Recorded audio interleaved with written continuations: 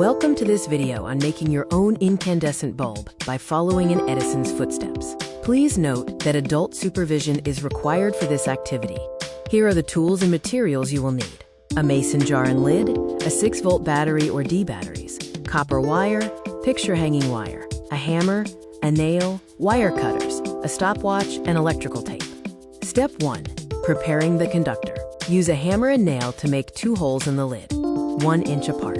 Cut the copper wire into 2 18-inch pieces, then strip 1 inch of plastic coating from both ends of the wires. Pass the wires through the holes so that 2 inches of the wire remain inside the jar. Adult assistance is recommended for this step.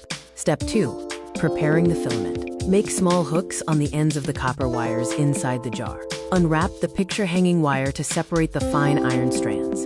Twist 3 of these fine iron strands together and tie them between the copper hooks to form the filament. Step 3. Assembly and power.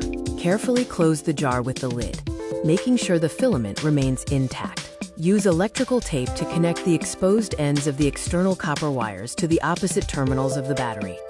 Observe your bulb light up and use the stopwatch to record how long the filament glows before burning out. Caution: the filament gets very hot. Wait 5 minutes for the jar to cool before opening it. Let's look at the components and their role. The copper wire acts as a good conductor, allowing current to pass easily and remaining cool. The fine iron wire acts as a resistor, resisting electrons, heating up, and glowing brightly. The 6-volt battery is the power source, pushing electrons through the circuit.